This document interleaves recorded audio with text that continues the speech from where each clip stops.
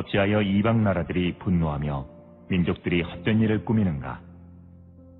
세상의 군왕들이 나서며 관원들이 서로 꾀하여 여호와와 그의 기름 부음 받은 자를 대적하며 우리가 그들의 맨 것을 끊고 그의 결박을 벗어버리자 하는도다. 하늘에 계신 이가 웃으시며 주께서 그들을 비웃으시리로다. 그때의 분을 바라며 진노하사 그들을 놀라게 하여 이르시기를 내가 나의 왕을 내 거룩한 산 시온에 세웠다 하시리로다. 내가 여호와의 명령을 전하노라. 여호와께서 내게 이르시되 너는 내 아들이라. 오늘 내가 너를 낳았도다. 내게 구하라. 내가 이방 나라를 내 유업으로 주리니 내 소유가 땅끝까지 이르리로다.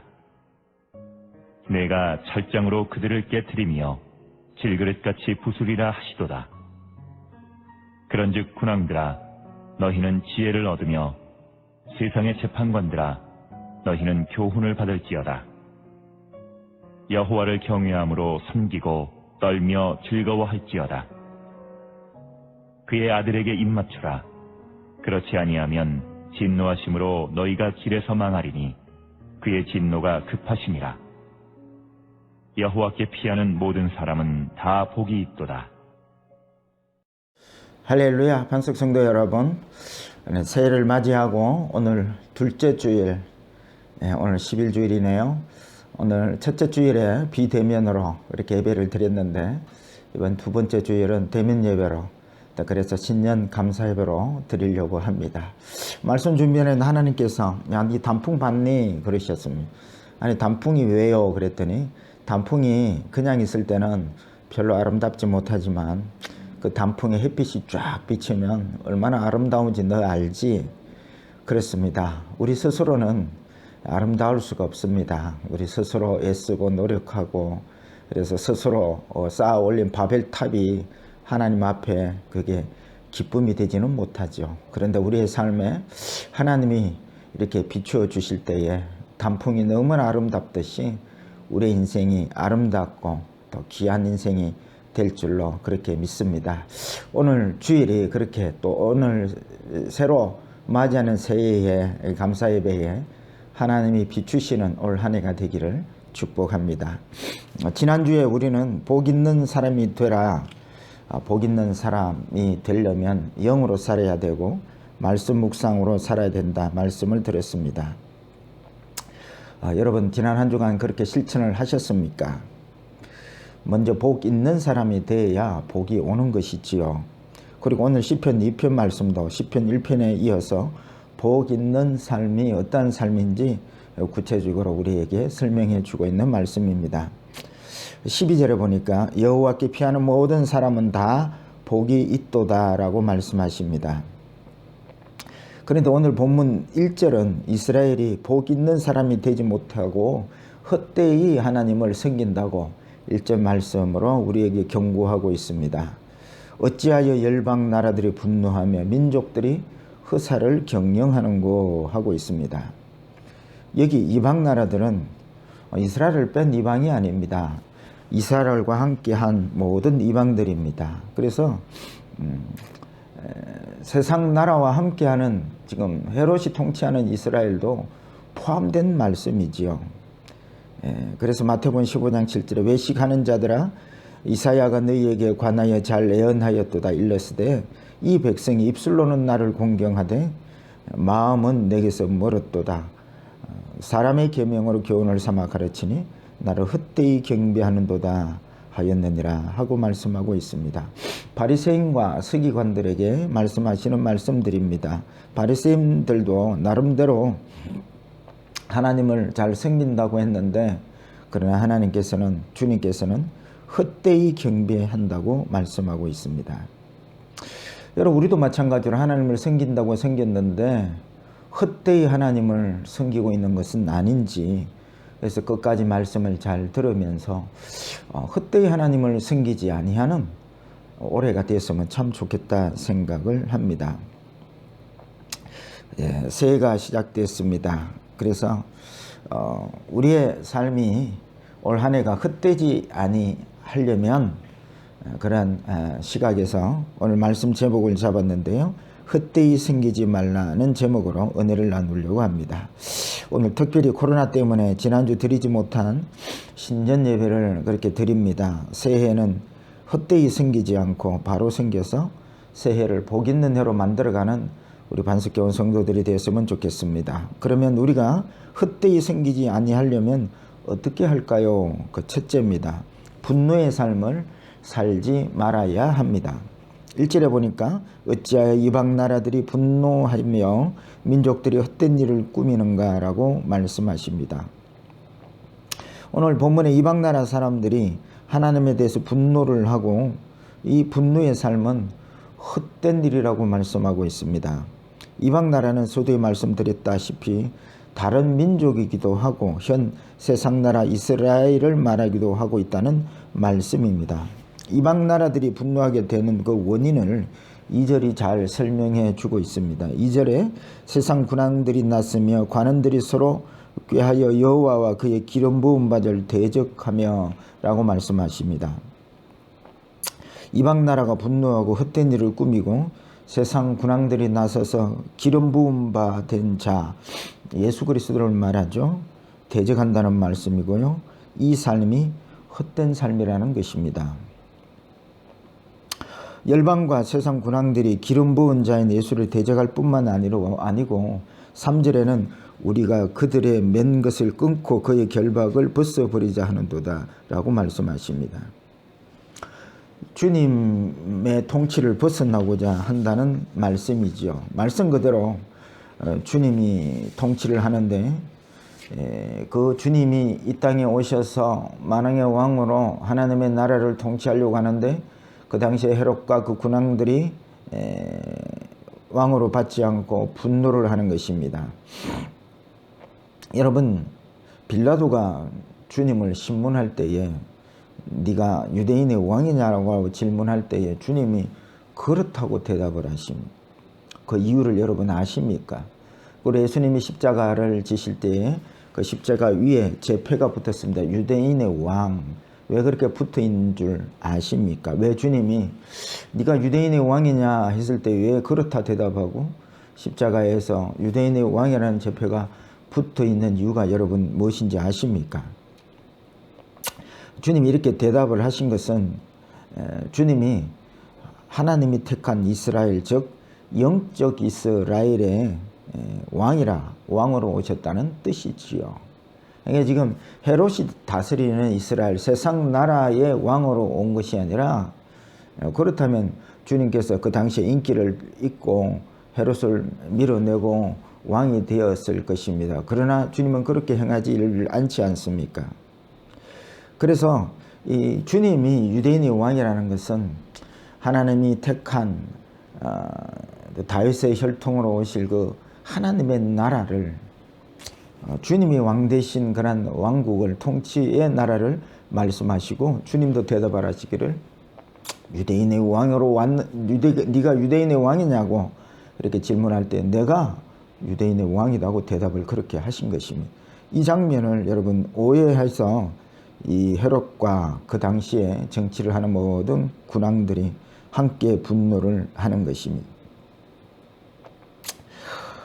그래서 예수 그리스도를 대적하고 결박을 벗어버리려고 하는 것입니다. 자기가 왕인데 새로운 왕의 통치는 받기 싫다, 그 말이죠. 여러분, 여기에 질문 한 가지 하고 가겠습니다.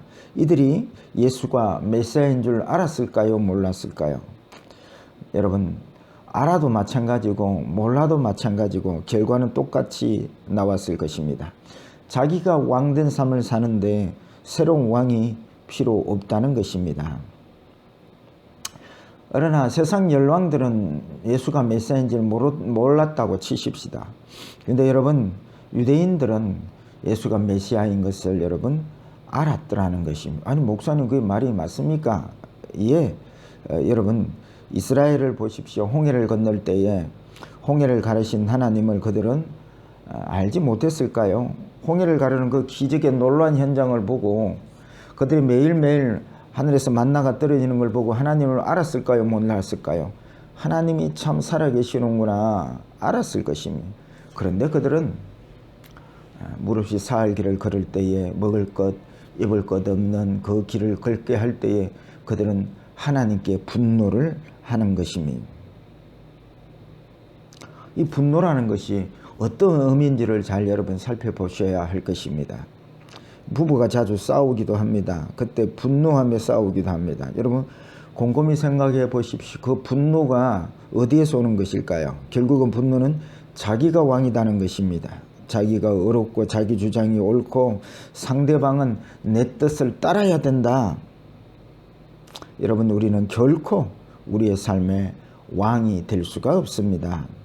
말씀을 묵상하는데 하나님께서 이스라엘을 출애굽을 한 후에 그들을 물 없는 길로 또 먹을 것 없는 길로 광야로 인도하셨습니다. 그 이유를 하나님께서 신명기에서 설명하고 있는데 낮추시고 줄이게 하신 것은 시험하여 정말 하나님을 믿는 믿음이 있는가를 보시기 위함이다. 첫 번째 이유입니다. 두 번째입니다. 말씀을 준비하는 가운데 두 번째 이유는 바로 광야로 물 없는 길로 인도한 그 두 번째 목적은 바로 내가 바로 왕이다라고 말씀하고 싶어 하시는 것입니다. 물 없는 길을, 이 광야의 삶에 먹을 것 입을 것 너의 생명을 주관하는 분은 바로 나다. 내가 왕이다고 선포하고 계시는 것입니다. 우리는 영으로 인도함 받지 않고 육으로 인도함을 받을 때에 광야로 인도하시는 하나님의 이 음성을 들을 수가 없는 것입니다. 그래서 육신의 생각으로 사는 사람들은 눈에 보이는 현실만을 살고 있기 때문에 삶 속에 내가 왕이다는 이 하나님의 음성을 들을 수가 없는 것입니다. 이 하나님의 음성을 들을 수 있다면 그것은 영이겠지요. 그래서 우리 또한 이스라엘 백성들을 광야에서 물 없이 걷게 하실 때에 이스라엘이 분노한 것처럼 우리 또한 분노하는 사람들이라는 것입니다. 하나님, 내가 얼마나 열심히 섬기고 충성했는데 왜 이런 광야와 같은 어려움을 주십니까? 우리 또한 하나님께 분노하는 것입니다. 여러분, 오늘 본문 1, 2, 3절에 이스라엘과 열방이 분노한 것 같이 나도 하나님께 분노하고 있는 자라는 것을 우리에게 이 말씀을 통해서 드러내고 있는 것입니다. 여러분 4절 보시겠습니다. 하늘에 계신 이가 웃으시미요 하고 말씀하십니다. 주께서 그들을 비웃으시리로다. 만왕의 왕으로 오신 그 예수 그리스도를 통치를 받지 않는다 할 때에 하나님께서 그들을 보시고 웃으시는 것입니다. 기가 막히다 그 말이지요.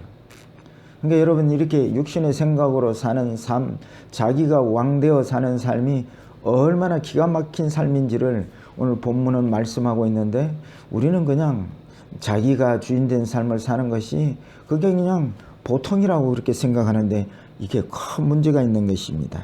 5절 6절 이하에 그때의 분을 바라며 진노하사 그들을 놀라게 하여 이르시기를 내가 나의 왕을 내 거룩한 산 시온에 세웠다 하시리로다 라고 말씀하십니다. 시온은 예루살렘 성전이 있는 곳이요, 하나님의 통치가 임재하는 곳입니다. 거기에 내가 메시아를 세웠다, 나의 아들을 세웠다, 주님을 왕으로 세우셨다라고 말씀하신 것이죠. 7절 보시겠습니다. 내가 여호와의 명령을 전하노라. 여호와께서 내게 이르시되 너는 내 아들이라. 오늘 내가 너를 낳았도다. 이 장면이 신약에 가면 사도 바울이 사도행전 13장에 비시디아 안디옥 그 회당에서 이 시편의 말씀을 인용하지요. 또 주님이 세례를 받으실 때에 이는 내 사랑하는 아들이요 내 기뻐하는 자라 그렇게 말씀하십니다. 주님이 아버지 하나님의 뜻으로 이 땅에 왕으로 오심을 선포하고 계시는 것입니다. 8절에 내게 구하라. 내가 이방 나라를 내 유업으로 주리니 내 소유가 땅끝까지 이르리로다 하십니다.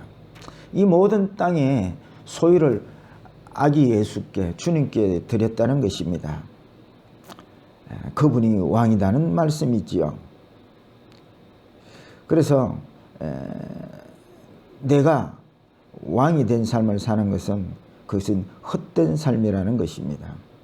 그러니 여러분, 내가 통치하는 내 육신의 생각대로 사는 그 삶은 헛된 것입니다. 그럼 헛되지 않는 삶을 뭘까요? 주님이 통치하는 삶을 살아야 그게 헛되지 아니하다는 것입니다. 그래서 우리가 분노할 때에 그 분노는 내가 왕이다는 그러한 삶의 열매가 분노입니다. 내가 왕인데 네가 무슨 소리 해? 하고 분노합니다. 내가 어려운데 네가 무슨 소리를 하느냐고 분을 내는 것입니다. 여러분, 이 삶은 헛된 삶입니다. 내가 왕된 삶을 사는 것은, 내가 내 삶의 주인된 삶을 사는 것은, 그래서 육신의 생각으로 사는 삶은 헛된 삶이고 헛된 예외라는 말씀이지요. 그래서 이렇게 사는 삶을 어떻게 하신다고 하십니까? 9절입니다. 내가 철장으로 그들을 깨트리며 질그릇같이 부수리로다 하시는 도다. 여기서 내가는 주님을 뜻하는 것이고요. 그 주님이 철장으로 우리가 왕된 삶을 철저히 질그릇과 같이 깨트리시고 부서뜨린다는 말씀이십니다. 우리에게 무엇을 깨트리시는 것일까요?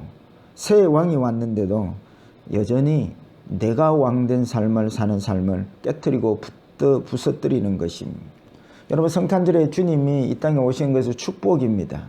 근데 여러분, 그 주님이 이제 새 왕이 내 삶에 오셨는데, 내게 예수 그리스도를 믿고 주님을 내 삶의 주로 맞이했는데 여전히 내가 주인된 삶을 사는 그 삶을 하나님께서는 비웃으시며 깨트리시는 것입니다. 깨트려짐을 당할 때에 우리는 비로소 주님을 주된 삶으로, 주님을 내 삶의 왕으로 모시는 삶을 살게 되는 것이죠. 어떻게 보면 여러분, 깨어지는 것이 축복입니다. 여러분, 올해 복 받으려고 하기 전에 먼저 복 있는 자가 되십시오.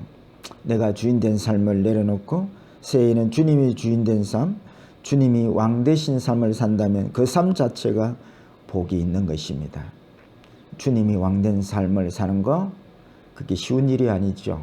근데 만약에 내가 그렇게 살고 있다면 이미 복받은 자입니다. 새해는 정말 주님이 주된 삶으로 이 복된 삶을 사는 새해가 되시기를 축복합니다.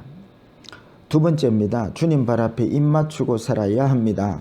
10절 보시면 그런즉 군왕들아 너희는 지혜를 얻으며 세상의 재판관들아 너희는 교훈을 받을지어다. 여러분, 이 지혜는 뭘까요? 복 있게 사는 삶의 지혜를 말하는 것입니다. 그 복 있는 삶의 지혜는 뭘까요? 성공하는 법, 부자로 사는 법일까요? 11절 12절이 복 있는 삶을 설명하고 있습니다. 11절에 여호와를 경외함으로 섬기고 떨며 즐거워할지어다. 12절에 그의 아들에게 입맞추라. 그러지 아니하면 진노하심으로 너희가 길에서 망하리니 그의 진노가 급하심이라. 여호와께 피하는 모든 사람들은 다 복이 있도다 라고 말씀하고 있습니다.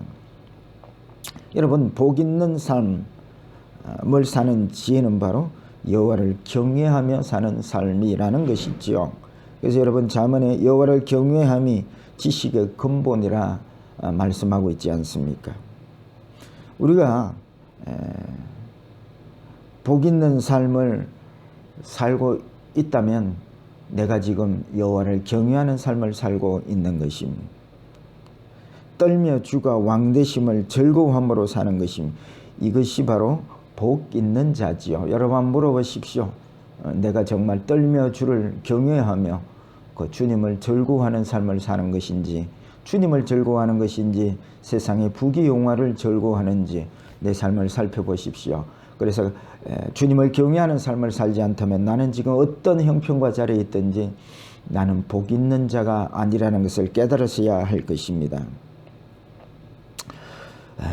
여러분, 그냥 복 있는 자가 되는 것이 아닙니다. 그 절차를 밟으셔야 하는데요. 그 절차를 12절에 구체적으로 설명하고 있습니다. 그 아들에게 입맞추라. 여기 입맞추라는 이 뜻이 어떤 의미일까요? 하나님을, 주님을 공경하라, 그런 의미일까요? 아닙니다. 문맥상 9절 말씀 이하를 보면 존경의 입맞춤이 아니라 항복하는 입맞춤이라는 것이죠.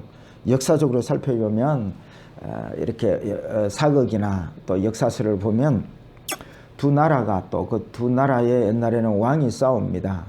그래서 그 전쟁에서 지면 진 왕은 이긴 왕 발 앞에 엎드립니다. 그 발 앞에 엎드려 입맞춥니다.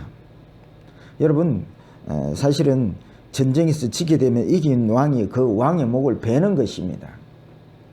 그런데 목베임을 당하고 죽임을 당하지 않으려면 그 이기는 왕 발 앞에 엎드립니다. 그리고 그 발 앞에 입을 맞춥니다. 이제 나는 왕이 아닙니다. 당신의 신하의 한 사람으로 받아주세요. 그것이 그 이긴 왕 발 앞에 엎드려 그 발에 입 맞추는 것입니다.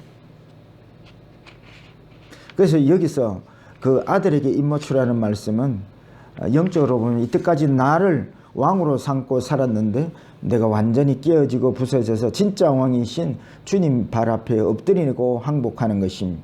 진짜 왕은, 내 삶의 진짜 주인은 내가 아닙니다. 주님이 주인이십니다. 항복하는 것입니다. 여러분, 이 말씀을 예사로 듣지 마시기를 바랍니다. 그렇지 아니하면 살 길이 없습니다.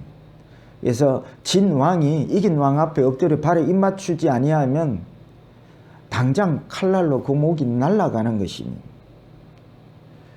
그래서 12절 말씀에 이어서 보면 그렇지 아니하면 진노하심으로 너희가 길에서 망하리니, 그렇게 이어나오는 말씀이 그렇게 우리에게 증언하고 있습니다.